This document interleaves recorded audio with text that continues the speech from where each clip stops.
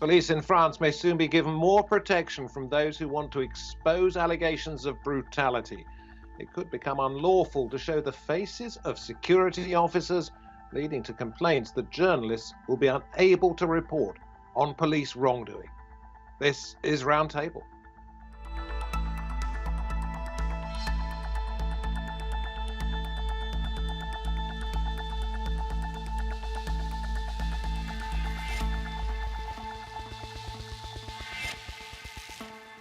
Good to have your company. I'm David Foster. It's called a comprehensive security law and would also give more powers to local police, letting them carry weapons. And it would allow an increased use of drones in high crime areas. In recent years, France has seen many heavily policed mass demonstrations, and sometimes they've ended in violence from both the protesters and the police. But recording videos of police action could soon be illegal if a new security bill is passed. The plan to ban the capturing of images of police officers in the line of duty is causing controversy and has brought protesters onto the streets again. Journalists and rights groups say the new rules would effectively work as a gag law that could prevent attempts to hold police accountable. A similar measure has been enforced in Spain since 2015. Some French police have said they feel increasingly under personal threat as they struggle to carry out President Emmanuel Macron's promises to reduce crime, especially in poorer suburbs surrounding Paris and other cities. But critics of the new law are concerned that fundamental civil liberties are under threat. Well, I'm very pleased to say that joining us for the first part of the program out of Paris, we have Pauline Ades-Mevel from Reporters Without Borders. We have the columnist and Elisabeth Moutet in Paris as well. And we go to London to say hello to Philippe Marliere, Professor of French and European Politics at University College London. Pauline, let me come to you first of all. I know some journalists had a meeting with the Interior Minister just hours before this was due to go before Parliament, and there have been some big demonstrations. Is there any suggestion that the Macron government will back down? That's what the RSF is asking for, actually. We don't want this Article 24, and we don't like the bill because of its Article 24. Given the situation over the night, it's clear that there has been a very big tension. But the government said, and the Minister of Interior himself said that he will not step back down and he will not take out this article. So at this stage, we have to continue putting pressure and to explain how complicated this article is for press freedom and for journalists to do their job on the proper condition on the field. One thing I don't understand is that, yes, you're not allowed to show the faces of police or security officers, but you will still have the original material. And if you have that original material and there has been wrongdoing, it could still be used. So what is the problem? In fact, there are two problems with this article. The first problem is a problem of interpretation. From the understanding, of what is written, and especially in its new version from Friday night. Normally, as it stands, the article does not concern all photos or videos. The police officer must be identifiable and there should be some intent to harm. The problem is the interpretation, whether or not, if a journalist is sued, how far can the prosecutor go to show that there is an obvious intent to harm? What means can he go into the journalist's email or his background on the social network? And the other thing is, on the ground, when a journalist is filming live, if a police officer thinks that the picture could go live and harm his personal, his physical or mental integrity, how far he can stop the journalist, and then it will have a chilling effect on other journalists on the ground because they don't want to be interrupted. And even though there won't be any suing of the journalist, his shooting will be completely spoiled, and it will have this effect on others who will think, well, I don't want to be interrupted, so maybe I will just go back to some other place and film from there, and so I'll be safe. And so they will self-censor themselves. That's what we fear.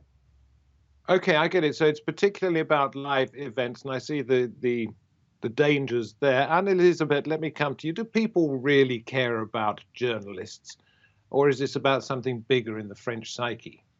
I think on this one, journalists are not popular in France right now, and they're unfortunately not popular in many places, and they are conflated with a number of things, including fake news, including governments, including the fact that either they're seen as troublemakers or they're seen as the mouthpiece of the government, and sometimes the twice, the both things at once. But I think it's above that. I think it's really a question that this government, I don't think this government is actively trying to sort of enforce and pass bills that are anti-democratic, but I think they're sleepwalking their way through it because they're not terribly competent, to be completely honest.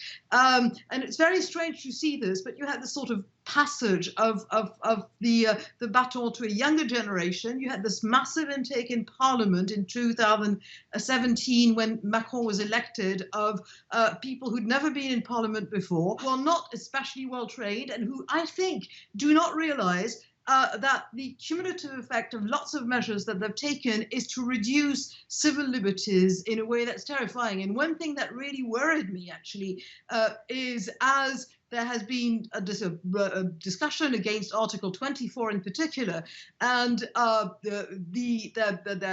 some voices said, well, it will go in front of the French Constitutional Council, and it's possible that the council will rule it unconstitutional. This has happened in the past.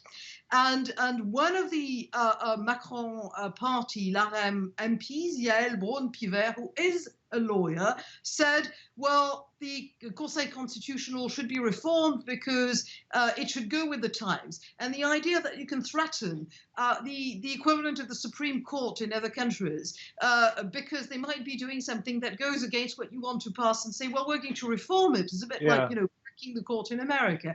And so I'm going to bring Philippe in at this point. We've only got a shortened first section. This is therefore more about the liberté, égalité, fraternité, and the liberté side of this in the French psyche.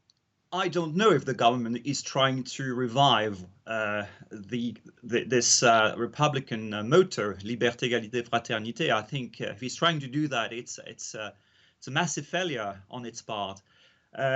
I think clearly there also, probably we should note that there are also two other controversial articles in the bill. Article 24 already mentioned is the most controversial because clearly it will become de facto impossible for the public to film the police in action, notably when the police exercises brutality on citizens. But also the police, Article 21, will have the right systematically to film the public and pass on the images to the command post in real time.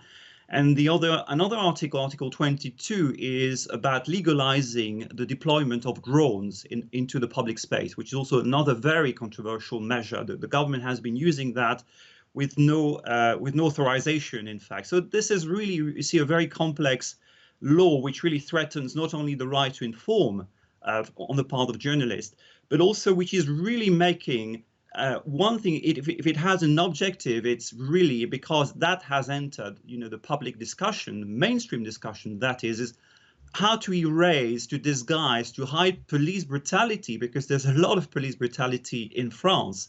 And instead of really dealing with it, the government has chosen to hide it. And how to hide it? Exactly by passing this controversial law where it is de facto impossible to film police brutality. Pauline, let me come back to you and let's discuss the police moving in on a migrant camp in Paris, pictures of which have been shown and which Darmanin, the Interior Minister, said were shocking. He wanted a full report. Are people questioning his motives in saying that he was disturbed by what he saw?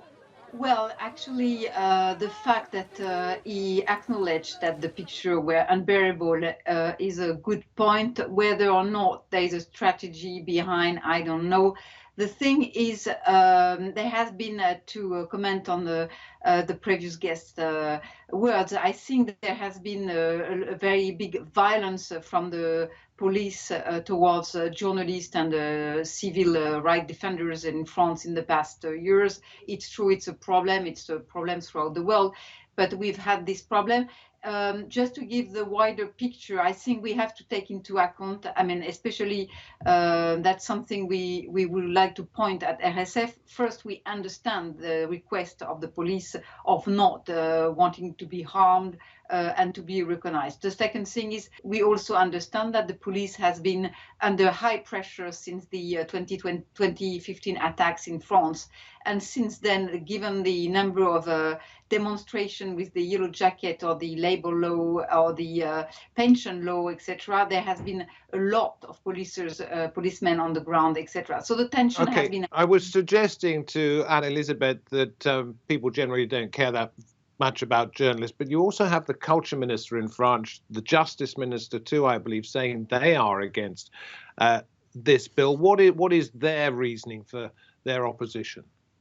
I think they each really speak for their constituency, so to speak. The culture circles are up in arms about this because they see this as a mistake and as something against civil liberties. And I think the justice minister, who used to be a barrister himself, which is a new thing in a justice minister in France, also sees the immediate inconvenience. And I'm with Alice on saying that, yes, the police has been incredibly under pressure and that their families have been threatened. They have been threatened personally. People have given their addresses on social media. And I can see why they're nervous. And the problem is more that the interior minister doesn't seem at the same time to be able to get the police the comfort and help that they need, and without doing something that is against civil liberties. Philippe, I know you're staying with us for the second half of this program, so forgive me if I don't come back to you right now. I want to go back to Pauline again and say, what is the general mood amongst journalists? Will there be a campaign of civil disobedience, or will they simply say, well, that's the law, we've got to put up with it, no. We can't do our job, or will they defy it? Well, you know the French mood, and you know the French also trend to demonstrate. No, not kidding, but clearly there is, I think, common agreement on the fact that this article does not work. I mean, whether it comes from moderate people or less moderate people, I think we need to obtain the withdrawal of this article. So I don't think people will give up, even though in a few minutes there will be a solemn vote at the Parliament. It's an accelerated procedure, and it will go to the other chamber of Parliament. It doesn't work, and there will be other demonstration. There are things to change. The protection of the police, which is essential, cannot be a burden on the shoulders of the journalist or press freedom. So it's a real problem, and they probably no one will give up on this. Quick one to you, Elisabeth, because I know you have to go at the end of this section as well. I know that you believe that this is across the board, left-wing, right-wing, and centrist. Why do you think the French government actually is doing something that appears to be so generally unpopular? I think they're between a rock and a hard place. They're trying to contain terrorism, which is dangerous and which has sort of marked all, there hasn't been a year without a terrorist incident, and there have been several, all bloody in France. On the one hand, the police have been overworked, and I think they do not actually, I think it's more a movement of weakness than a movement of authority. I think they feel weak and they gesticulate, and they don't realize that this has consequences that go beyond what's going on now. It's putting into law something that is not acceptable in our country. Already the powers of the various security laws passed over the years in France give the French police and the French state much more power than the once reviled Patriot Act in America.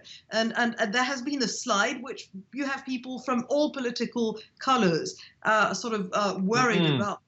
I suggest you try and invite one day François Sureau, who's a barrister himself and also a great writer, member of the Académie Française, and he's written very powerfully about this. We will take your advice on that one, Elisabeth. Pauline, thank you very much indeed to both of you. Philippe, I know you're staying with us. We appreciate your time here on Roundtable.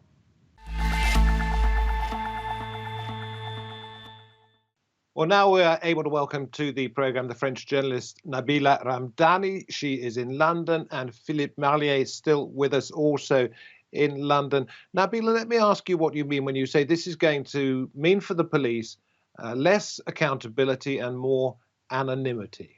Well, I think it's very appropriate that we're having this discussion today, as on Monday night, there were horrendous scenes of violence right in the heart of Paris, and it mainly involved heavily armed police attacking not only hundreds of Afghan refugees who had set up a makeshift camp on the Place de la République, but also a large number of journalists who were there documenting it all. The police were not just punching and kicking people, but also using tear gas and batons against them. Human rights lawyers who were there on the scene defending refugees' rights were also brutalized by police. Now, how do we know all this? And why can I say this so confidently without fear of legal action against me? It's because all of this violence, this police violence, was filmed. A series of hugely shocking films appeared across social media pretty much instantly, and very quickly mainstream broadcast outlets were using them in lead coverage in France. And then just as quickly, it began to appear in the foreign press, including in newspapers that most of us would describe as right-wing.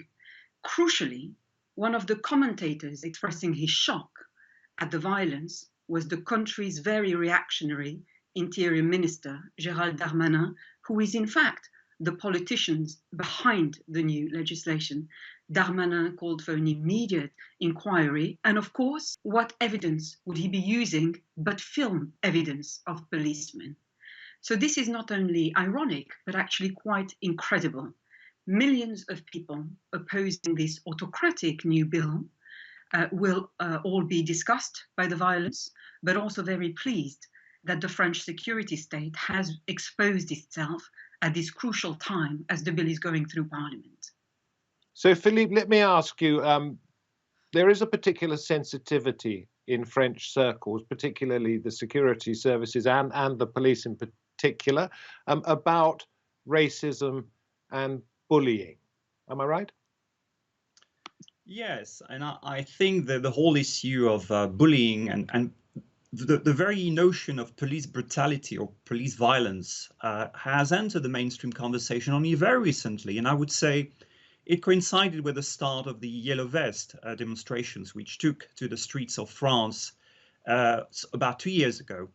Why? Because until then, of course, there was police brutality, but it tended to take place in the suburbs of big cities and at the expense or against racialized population, ethnic minorities, youngsters from ethnic minorities. So, of course, the press would not report so much about it. And I think the very notion that the French police could be institutionally racist or brutal would not enter the mainstream of politics or of the media. Things started to change 2 years ago because in the city centers, what you had is mostly white demonstrators, some of them relatively middle class, started to be beaten up and filmed, of course, by members of the public. And of course, this really was appalling showing, and a lot of people really started to understand that there was indeed a problem in the police. So I think that the very fact that this law is coming now is no surprise, or is no coincidence, if you like, because on the one hand, yes, you can argue you have an exhausted and under pressure police because of there have been, of course, regular acts of terrorism, but also one should note that if that police is under pressure, it's because the government is very willing for the police to handle demonstration in a very heavy-handed manner. And why do we have more and more social unrest? It's because of the economic policies of the government, which are highly unpopular. So you see that. Well, I suppose that is arguable, Philippe. I think that is a contentious issue. A lot of people would say you are absolutely right. Some might say that that is wide of the mark. That's perhaps for another program. So let me come back to you, Nabila. Philippe is talking about the modern day scourge of violence on the streets from extremists. In addition to this very controversial side of the bill, which talks about not being able to identify police officers, there are also provisions for them to have more weaponry in local forces and to use more drones, particularly in high crime areas. Isn't it only right that they should have the most modern means at their disposal? It's necessary to keep everybody safe in society. In fact, that is one of the main functions of government. Police are the sharper end of government because they have to deal directly with criminals and they often find themselves in very dangerous situations. But I would contend that it is a very spurious argument to suggest that filming makes the police less safe. On the contrary, the evidence gathering works both ways. Filming is just as likely to capture images of non-police behaving badly as it is of police behaving badly.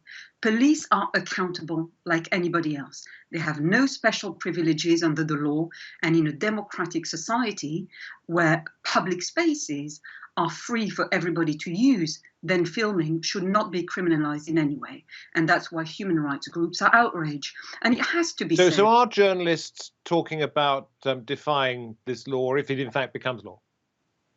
Well, human rights, journalists, and society at large is outraged about this law and they call it an authoritarian. And of course, it would also involve, I must point out, citizen journalists as well, those members of the public who just happen to be there and take pictures. Sorry, carry on. Yes, indeed, because at the most basic level, their basic freedoms are being breached. And it has to be said that the culture in France is one of a police state. Of course, most of the armed force is with the police. There are lots of paramilitary units who don't exist in Britain, for example, and they feel they want protection. But if there's a hint of trouble, their remit is to go in with extreme violence. The CRS, the riot police, for example, are notoriously violent. They were created under de Gaulle to protect the French Republic by any means possible, and they tend to be very strong, tough men dressed in armor with lots of equipment, and they pride themselves in their shock troop reputation. And there are a lot of ex-army within the police in France. Now, of course, the irony Nabila, sorry, I just want to round this off because we don't have very much more time. Philippe, what will be the fallout from this politically for Macron and his government? Is it possible that they have underestimated that this one little section in this bill about the work of journalists and indeed members of the public in filming police will cause a backlash that they unintentionally brought upon themselves, when in fact, with the best intentions, they were just simply trying to protect themselves and their citizens from the scourges of the 21st century and extremism? Yeah, it's very probably so. It's a very risky move on the part of Macron, because that bill is very much unpopular, amongst very different sections, not only of the population, but also there's a massive opposition on the part of the media, left and right, which is, I think, quite unheard of. I think Macron has the means, political means, that is, to pass the bill, because although he doesn't have an overall majority in a chamber, he could certainly, relying on votes from the right and the far right, get it through. But once he's done that, I think the backlash, yes, could start, and really a political and electoral backlash, that is in 2022, when he wants to seek re-election, because that's a very massive change, and people are quite alarmed at the breach in their civil liberties in general. And I think that's probably one law too many, and that law will probably remain something of a mistake if by any chance it goes through, and I think probably Macron will come to regret it. There will be repercussions, and we just have to wait and see what they're going to be. Nabila, let me ask you, put your head on the block here. If you were in Paris, if you saw something happening and you happened to have your phone camera with you, would you risk publishing that and risk being sued, going to jail in the interests of free speech?